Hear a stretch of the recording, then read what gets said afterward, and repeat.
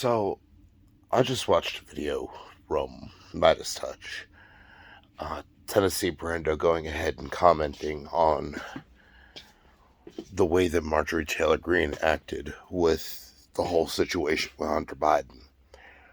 And I heard what he said, and I gotta make commentary on this because it it needs to be said.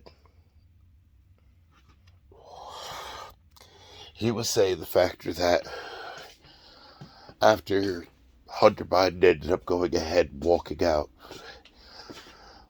first thing that the media does is they start asking him what type of crack that he smokes. And seeing people laughing on social media and everything. And he pointed out how triggering it is for people dealing with their own addiction issues, you know? Because when other people go ahead and they actually start trying to get clean and they actually work through their addiction issues, they get celebrated for it. You know, in the meantime, he ends up going ahead and getting demonized for it, just so that way that, you go ahead and try to deflect from a fucking psychotic white supremacist, fake tan wearing dictator.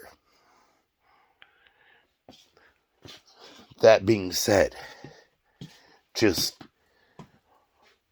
from personal experience, with every fiber of my being, absolutely fuck everything about your existence, Marjorie Taylor Greene.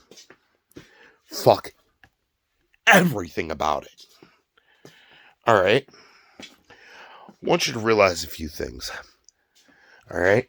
I'm going to tell you from somebody that doesn't have friends. Alright?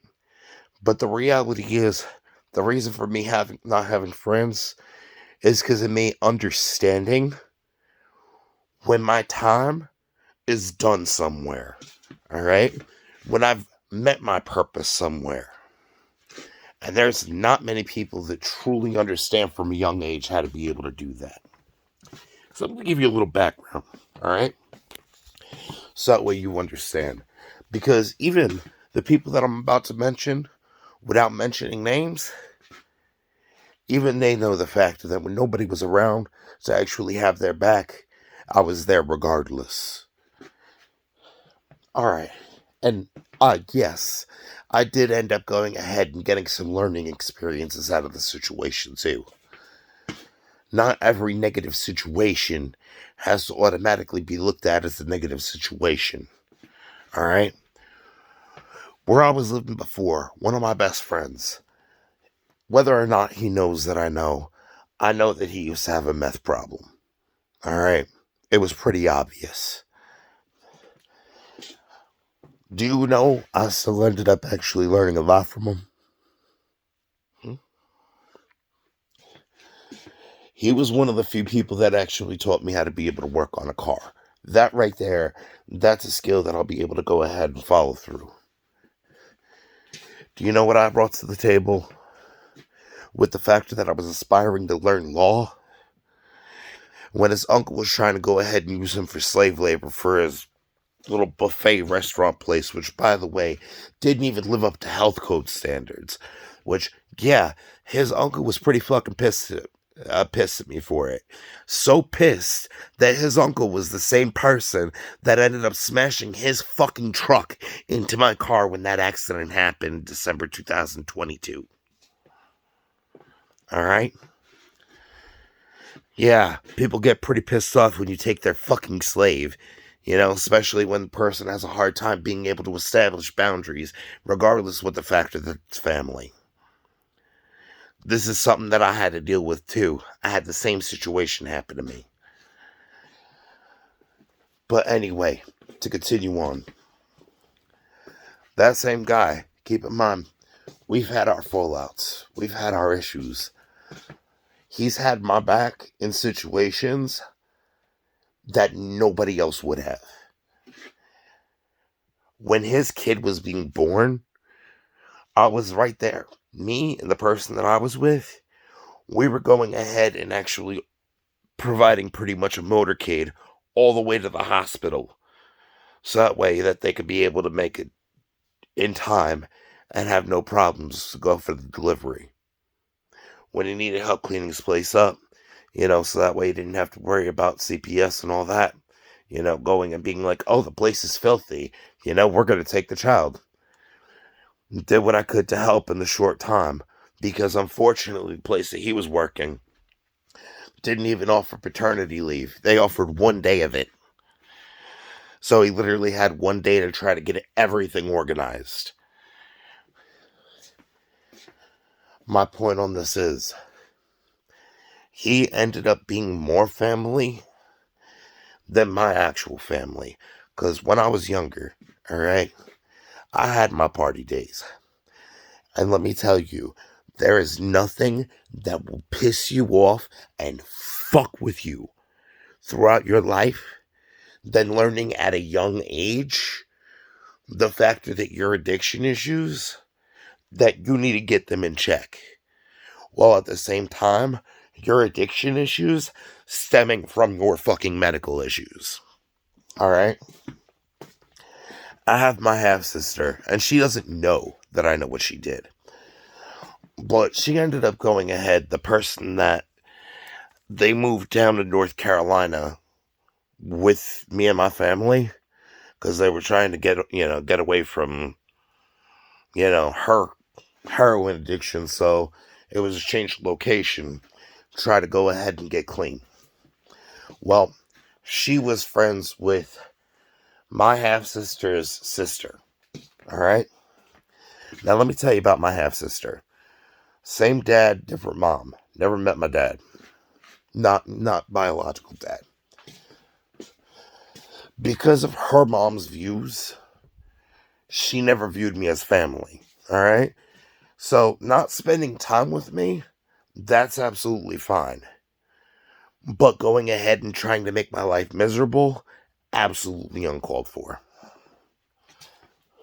Needless to say, she's the one that started that whole attempting to extort me and starting a whole fucking blackmail Ponzi scheme. Alright? Now, the reason that she thought she could get away with it, because she ended up as a teenager getting cervical cancer. Alright? Later on, she ends up going ahead and developing a cocaine addiction. She ended up going ahead and stealing a lot throughout the years, with having me targeted to get burglarized, as well as other people, alright, just to go ahead and support her habit, while at the same time, nobody will let her stay with them for that reason, alright?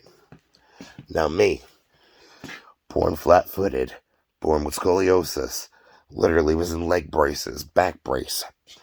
Every step is torture. It ended up going ahead and causing circulation issues. Every step is pain, while at the same time, I do what I can to white knuckle every day to not go back to those painkillers that I was addicted to. Alright? That right there is a very difficult task. Now, another factor, because of the circulation issues, I literally showed a picture on social media. My mom didn't even want to go ahead and hear me out on it. But when I showed her the picture and showed her literally the measuring tape, showing how big that fucking tumor in my leg is, I think she's finally done playing fucking games. Because she understands the factor that when you have a 3.5-foot tumor on your fucking leg that's pressing against the main artery, that's going to cause you to lose your fucking limb. It's time to go ahead and stop trying to go and weaponize somebody's medical conditions to try to leverage because of the fact that you want to financially try to go ahead and be like, you don't get to move forward unless you end up moving forward in a way that I'm going to gatekeep you and financially benefit for your fucking release. So, she doesn't have the fucking cancer card anymore to be able to hold because, hey, What the fuck do you think a 3.5-inch tumor in the leg is? That's pressing against the artery. When I said the factor that I was going to end up needing an amputation, I meant it. It's not because of the factor, because every time seeing the literal damage down the leg, people trying to downplay it.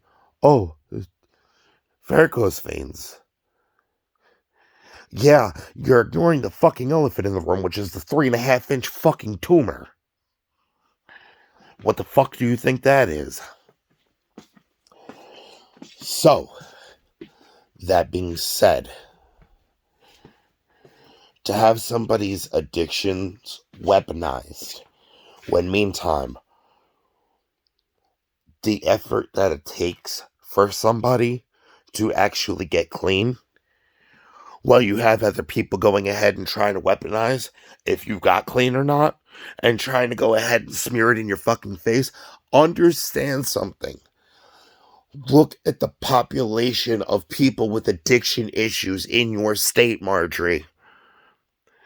Because of what you just did, understand, you alienated an entire fucking populace of people that not only ended up going ahead and getting clean from their addictions, but their family members that had to go ahead and watch them struggle trying to fucking get clean from their addictions.